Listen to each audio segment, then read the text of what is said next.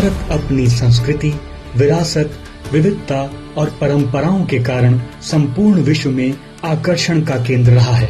पिछले 2 वर्षों में भारत के संस्कृति मंत्रालय ने देश की इस विरासत को विश्व पटल पर नई ऊंचाई दी है।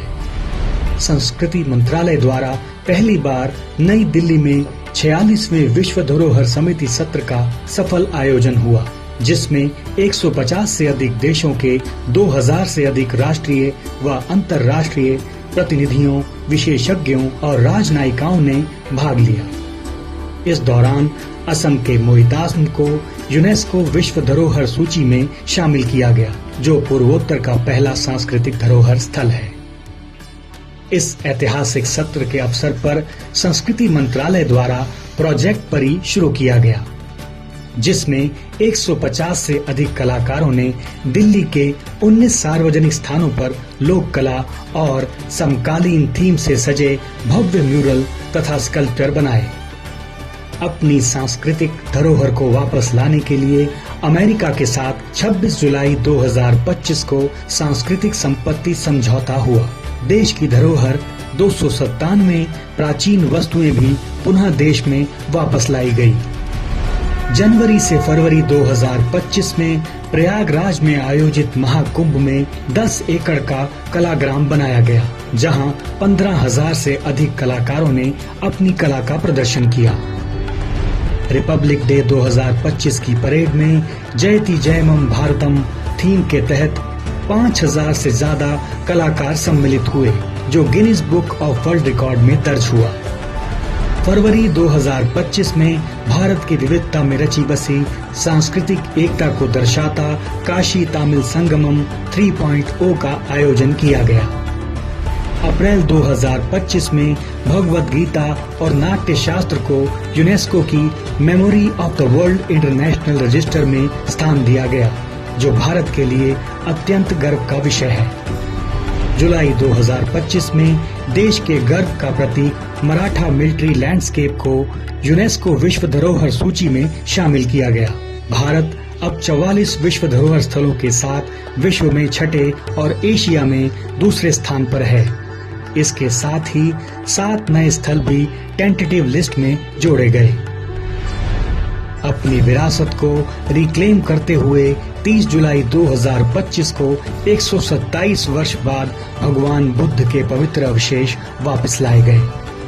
ये उपलब्धियां हमारी खोई हुई विरासत को संरक्षित और सुरक्षित कर रही हैं। अगस्त 2025 के स्वतंत्रता दिवस के अवसर पर देशव्यापी हर घर तिरंगा अभियान में देशवासियों ने बढ़ चढ़कर भागीदारी की और विश्व रिकॉर्ड बनाया। वर्ष 2025 के सितंबर महीने में देशव्यापी ज्ञान भारतम अभियान शुरू किया गया। यह भारत की हजारों वर्ष पुरानी पांडुलिपि परंपरा को खोजकर, सूचीबद्ध कर, डिजिटाइज कर और विश्व स्तर पर उपलब्ध कराने की ऐतिहासिक पहल है। राष्ट्रीय गीत के 150 वर्ष पूर्ण होने पर संपूर्ण देश में वंदे मातरम अभियान आरंभ हुआ, जिसमें राष्ट्रीय गीत वंदे मातरम गाते हुए रिकॉर्डिंग नागरिकों द्वारा भेजी गई। अक्टूबर 2025 में हमारी भाषाई विविधता की पहचान असमिया, मराठी, पाली, प्राकृत और बंगाली भाषाओं को क्लासिकल भाषा का दर्जा मिला। भारत के खान पान और व्यंजनों को वैश्विक पहचान देते हुए अक्टूबर 2025 में उत्तर प्रदेश के लखनऊ को यूनेस्को की क्रिएटिव सिटी ऑफ गैस्ट्रोनॉमी में शामिल किया गया। भारत के उत्सव भी आज विश्व की अमूर्त सांस्कृतिक धरोहर बन रहे हैं। दिसंबर 2025 में यूनेस्को ने दिवाली को विश्व की अमूर्त सांस्कृतिक विरासत के रूप में मान्यता दी। आज भारत में दुनिया का सबसे बड़ा युगायुगेन भारतीय राष्ट्रीय संग्रहालय भी तेजी से विकसित किया जा रहा है। देश के प्रथम ज्योतिर्लिंग सोमनाथ के 1000 वर्षों की स्मृति पर देशव्यापी सोमनाथ स्वाभिमान पर्व आरंभ हुआ, जिसमें संपूर्ण देश के विभिन्न कार्यक्रम आयोजित किए गए।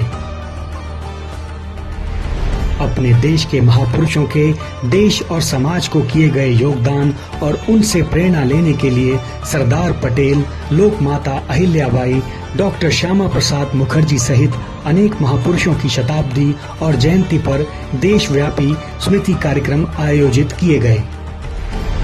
संस्कृति मंत्रालय आज भारत की प्राचीन संस्कृति को संरक्षित और सुरक्षित करने के साथ ही विश्व को हमारी परंपराओं और विरासत से परिचित करा रहा है। भारत माता की जय। जय हिंद।